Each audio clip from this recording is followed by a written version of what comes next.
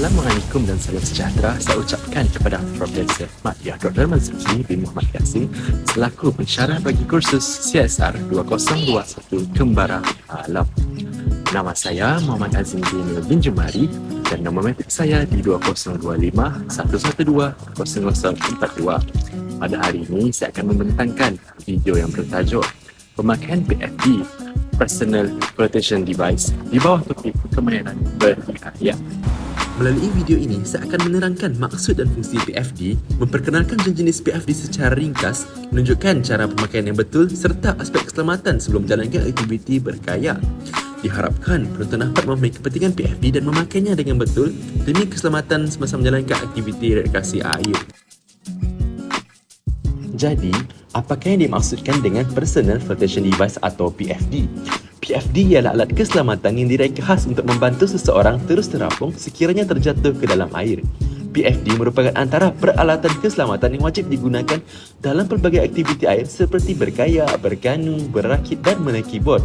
Secara ringkas, terdapat 5 jenis PFD iaitu Type 1 yang digunakan di laut atau perairan terbuka, Type 2 yang sesuai digunakan untuk tasik atau sungai yang tenang, Type 3 yang lazim digunakan dalam aktiviti rekreasi seperti berkayak, Type 4 pula yang merupakan alat bantuan ampungan seperti pelampung cincin atau throttleable device untuk menyelamatkan individu ketika kecemasan, dan yang terakhir Type 5 yang direka khas bagi aktiviti tertentu. PFD yang saya akan gunakan dalam demonstrasi ini ialah buoyancy jacket yang turut digunakan oleh anggota bomba dalam latihan atau operasi tertentu di air. Walaupun direka untuk tujuan yang berbeza, prinsip penggunaannya adalah sama, iaitu memberikan daya ampungan, membantu pengguna terus terapung serta meningkatkan keselamatan ketika berada di air. Baik, sekarang saya akan menunjukkan cara memakai PFD dengan betul. Langkah pertama ialah membuat pemeriksaan awal. Pastikan PFD berada dalam keadaan baik, tidak koyak atau rosak serta semua komponen masih berfungsi dengan sempurna. Periksa buckle, tali pelaras dan leg strap bagi memastikan tiada bahagian yang longgar atau putus. Selain itu, pastikan whistle kecemasan masih terpasang dan boleh digunakan sekiranya berlaku kecemasan. Periksa juga jarum pantulan cahaya, reflective tape supaya pengguna lebih mudah dikesan dalam keadaan gelap atau ketika jarak penglihatan terhad. Sekiranya terdapat sebarang kerosakan pada mana-mana komponen tersebut, PFD tidak boleh digunakan kerana boleh menjejaskan keselamatan pengguna. Seterusnya, pilih PFD yang bersesuaian dengan saiz badan. PFD tidak boleh terlalu besar atau terlalu kecil supaya dapat memberikan daya ampungan yang optimum ketika berada di dalam air. Selepas itu, masukkan kedua-dua tangan ke dalam ruang yang disediakan seperti memakai jaket. Pastikan bahagian hadapan dan belakang PFD berada dalam kedudukan yang betul. Kemudian, pasangkan semua buckle satu demi satu sehingga berbunyi klik. Pastikan tiada buckle tertinggal kerana setiap satunya berfungsi memastikan PFD kekal berada pada badan. Seterusnya, pasangkan leg strap dan memasukkan tali di celah kaki dan sambungkannya pada buckle di bahagian hadapan. Laraskan panjang tali supaya kemas tetapi masih selesa dipakai. Leg strap berfungsi mengelakkan PFD daripada terangkat, melepasi bahu atau kepala sekiranya pengguna terjatuh ke dalam air. Selepas itu, ketatkan semua tali pelaras secara berperingkat sehingga PFD terasa kemas pada badan tanpa mengganggu pergerakan.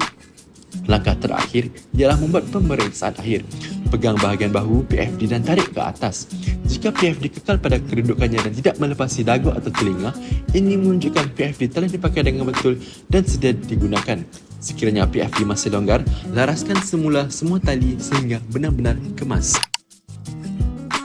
Pemakaian PFD bukan sekadar mematuhi peraturan, malah penting untuk melindungi nyawa. Tanpa PFD, seseorang berisiko lemas, hilang keseimbangan atau tenggelam jika terjatuh ke dalam air. Oleh itu, pastikan PFD dipakai mengikut saiz yang sesuai, semua buckle dipasang dengan kemas dan tali pelaras diketatkan sebelum aktiviti bermula. Jangan sesekali membuka PFD ketika masih berada di atas air. Selain itu, sentiasa patuhi SOP keselamatan seperti mendengar taklimat jurulatih, memeriksa cuaca dan memastikan semua peralatan berada dalam keadaan yang baik sebelum berkayak. Sebagai rumusan, Personal Protection Device (PFD) merupakan peralatan keselamatan yang wajib dipakai sebelum menjalankan aktiviti berkayak. Pemakaian PFD yang betul bukan sahaja memberikan daya ampungan, malah dapat mengurangkan risiko lemas serta meningkatkan peluang untuk diselamatkan ketika berlaku kecemasan.